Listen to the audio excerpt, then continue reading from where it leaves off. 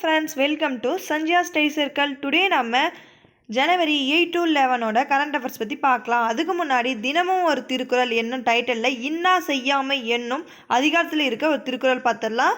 இணைத்தானும் எண்ணியாண்டும் யாருக்கும் மனத்தானம் மான செய்யாமை தலை. நம் உள்ளம் ஏற்றுக்கொள்ளாத எச்செயலையும் எக்காலத்திலும் யாருக்கும் சிறிதளவு கூட செய்யக்கூடாது. நெக்ஸ்ட் டுடே ஹெட்லைன்ஸ் பார்க்கலாம். GSAT 20 box content economics Arjuna awards Vizhuthugal scheme Tamil Nadu floating solar system box content economics. Next today first news பார்க்கலாம். இந்தியாவின் GSAT 20 தகவல் தொடர்பு செயற்கைக்கோள் 4700 kgக்கு கூடுதலான எடை கொண்டதாக இருப்பதனால அதை எலான் மஸ்கின் என்ற அமெரிக்க நிறுவனத்தின் ராக்கெட் மூலமாக அனுப்பலான்னு திட்டமிட்டிருக்காங்க. ஏன்னா நம்ம இந்தியா கிட்ட SSLV, PSLV, GSLV தான் இருக்குது. SSLVனா small satellite launching vehicle below 500 kgக்குள்ளே இருக்க சேட்டலைட்டை தான் கொண்டு போக முடியும். PSLVனா polar satellite launching vehicle below 1750 kgக்குள்ளே இருக்க சேட்டலைட்டை தான் கொண்டு போக முடியும். GSLVனா ஜியோசின்க்ரைன் சேட்டலைட் லான்ச்சிங் வெஹிக்கல் இது பிலோ 4000 kgக்குள்ளே இருக்க சேட்டலைட்டை தான் கொண்டு போக முடியும். அதனால தான் இந்த GSAT 20 அப்படின்ற சேட்டலைட்டை அமெரிக்கா நிறுவனத்தோட அவங்களுடைய ராக்கெட் மூலமாக அனுப்பலான்னு திட்டமிட்டிருக்காங்க. நெக்ஸ்ட் நியூஸ் பார்க்கலாம். அர்ஜுனா விருது பெற்றனர் தமிழக செஸ் வீராங்கனை வைஷாலி, இந்திய கிரிக்கெட் வீரர் முகமது ஷமி. இந்த இயருக்கான அர்ஜுனா அவார்டு 25 பேர் வாங்கியிருக்காங்க.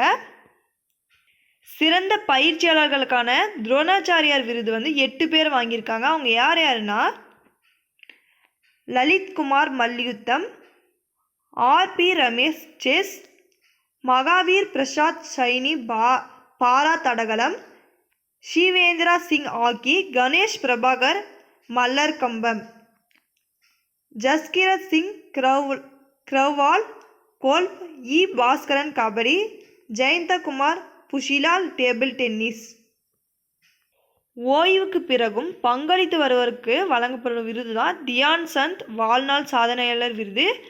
இது 3 பேர் வாங்கியிருக்காங்க. அவங்க யாருன்னா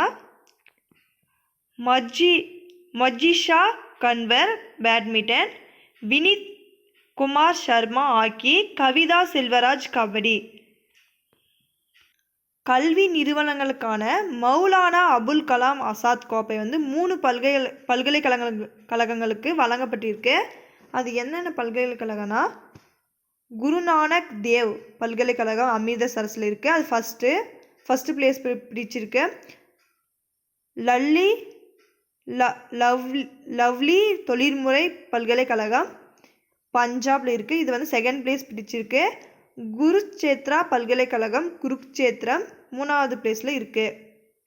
அர்ஜுனா அவார்டு யார் யார் வாங்கியிருக்காங்கன்னா வசாஸ் பிரவீன் தியோட்டல் வில்வித்தை, அதிதி சுவாமி வில்வித்தை, முரளி ஸ்ரீசங்கர் தடகளம், பருள் சௌத்ரி தடகளம், முகமது அசாமுதீன் குத்துச்சண்டை, வைஷாலி செஸ், முகமது ஷமி கிரிக்கெட், அனுஷ் அகர்வல்லா குதிரையேற்றம், திவ்யா கிருதி சிங் குதிரையேற்றம், Diksha Dagar golf, Krishan Bahadur Pathak hockey, Sushila Chanu hockey, Pawan Kumar kabaddi, Ritu Negi kabaddi, Nasreen kho kho, Pinky lawn bowls, Aishwary Pratap Singh Tomar துப்பாக்கி சுடுதல், ஈஷா சிங் துப்பாக்கி சுடுதல், ஹரிந்தர் பால் Singh Sandhu quash, Ashika Mukherjee table tennis, கனில் குமார் மல்யுத்தம், அன்டிம் மல்யுத்தம், ரோஷிபினா தேவி உஷி, ஷித்தல் தேவி பாரா வில்வித்தை, அஜய்குமார் ரெட்டி பார்வையற்றோர் கிரிக்கெட், பிராச்சி யாதவ் பாரோ கெனோமிங். ஒருநாள் உலகக்கோப்பை கிரிக்கெட் போட்டியில் 7 ஆட்டங்களில் 24 விக்கெட்டுகள் சாய்த்து பல ஆட்டங்களில் இந்தியாவின் வெற்றிக்கு முக்கிய பங்களித்துள்ள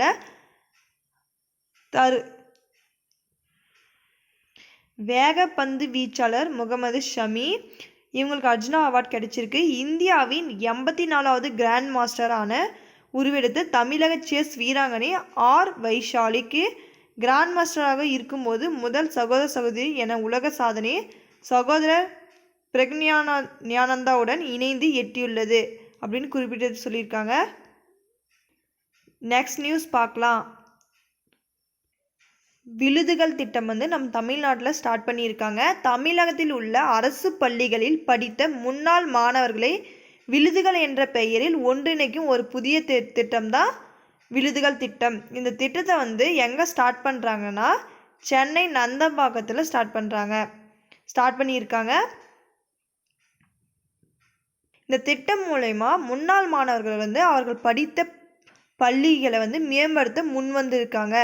உலகெங்கும் வாழும் தமிழகத்தை சேர்ந்த முன்னாள் மாணவர்கள்லாம் ஓரணியில் திரண்டு வந்து விழுதுகள் மூலமாக நமது அரசு பள்ளியை வந்து மேலும் வலுப்படுத்துகிறாங்க அப்படின்னு சொல்லியிருக்காங்க. நெக்ஸ்ட் நியூஸ் பார்க்கலாம். நீரில் மிதக்கும் சூரிய மின் தகடுகள். மத்திய பிரதேஷ் மாநிலம் நர்மதை ஆற்றில் வந்து ஓம்கரேஸ்வர் பகுதியில் 278 மெகாவாட் திறன் கொண்ட நீரில் மிதக்கும் சூரிய மின் உற்பத்தி நிலையம் வந்து அமைக்கப்பட இருக்கு. இந்த நிலையம் வந்து வரும் மார்ச் மாதம் இருந்து உற்பத்தியை வந்து தொடங்கலான்னு இருக்காங்க. உலகிலே மிகப்பெரிய சூரிய மின் திட்டம் வந்து இதுதான் சொல்லியிருக்காங்க. மத்திய பிரதேச நர்மதா நதியின் நீர்த்தேக்கத்தில் வந்து ஓம்கரேஸ்வர் பகுதியில் தண்ணீர் மீது மொத்தம் 600 மெகாவாட் சூரிய ஒளி மின்கலன் வந்து உற்பத்தி செய்யும் உலகிலே மிகப்பெரிய நிலையமாக அமைக்கப்பட இருக்கு அப்படின்னு சொல்லியிருக்காங்க. நீரில் மிதக்கும் சூரிய ஒளி மின்கலன் நிலைய திட்டம் மூலமாக முதல் கட்டமாக 278 மெகாவாட் மின் உற்பத்தியும், இரண்டாவது கட்டமாக 322 மெகாவாட் மின் உற்பத்தியும் செய்யலான்னு இருக்காங்க. மத்திய பிரதேசில் குறிப்பிட்ட 600 மெகாவாட் நீரில் மிதக்கும் சூரிய ஒளி மின் உற்பத்தி நிலையங்கள் வந்து அமைக்கப்பட இருக்கு. சுமார் 5 மெகாவாட் மின் உற்பத்தி செய்ய 13,000 சூரிய ஒளி தகடுகள் வந்து நீரின் மீது பொருத்த இருக்காங்க. அதாவது 25 மெகாவாட் மின் உற்பத்தி செய்ய 65,000 சூரிய ஒளி மின் தகடுகள் வந்து நீரின் மீது வந்து பொருத்தப்பட வேண்டும் அப்படின்னு சொல்லியிருக்காங்க. மிகப்பெரிய பரப்பளவை கொண்டுள்ள நர்மதா நீர்த்தேக்கத்தில் வந்து 100 மெகாவாட் உற்பத்தி, 50 மெகாவாட் உற்பத்தி என ஆங்காங்கே சூரிய மின் ஆற்றல் உற்பத்தி நிலையங்கள் வந்து அமைக்கப்பட்டு வருது அப்படின்னு சொல்லியிருக்காங்க. மேலும் தரை பரப்பில் சூரிய ஒளி மின் திட்டத்தை வந்து அமைச்சா ஆண்டுக்கு தேவைப்படும் 36,000 கிலோ லிட்டர் தண்ணீர் வந்து இந்த மிதக்கும் சூரிய ஒளி மின் திட்டத்துக்கு வந்து தேவைப்படாது. அதனால தான் இதை வந்து மிதக்கிற மாதிரி வச்சுருக்காங்க. சூரிய ஒளி மின் தகடு வந்து மிதப்பால் நர்மதா அணையில் வந்து நீர்த்தேக்கத்திலிருந்து 60 முதல் 70% வரை நீர் வந்து ஆவியாவது வந்து தடுக்கப்படுது அப்படின்னு சொல்லியிருக்காங்க. நெக்ஸ்ட் எஸ்டர்டேக்கான கொஷின் பார்க்கலாம். ஃபர்ஸ்ட் கொஷின், மகரிஷி வால்மீகி விமான நிலையம் எங்கு அமைந்துள்ளது? Answer is Uttar Pradesh. Second question, Swamitva திட்டம் எப்போது தொடங்கப்பட்டது? Answer is April 24, 2020.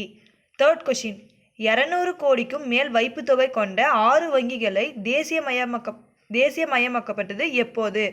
Answer is April 15, 1980. Next today question பார்க்கலாம். GSAT-20 செயற்கைக்கோள் இந்தியா எந்த நாட்டு உதவியுடன் விண்ணில் செலுத்த உள்ளது? செகண்ட் கொஷின், ஓய்வுக்கு பிறகும் பங்களித்து வருவோருக்கு வழங்கும் விருதின் பெயர் என்ன? தேர்ட் கொஷின், விழுதுகள் திட்டம் எந்த மாநிலம் அறிமுகப்படுத்தி உள்ளது?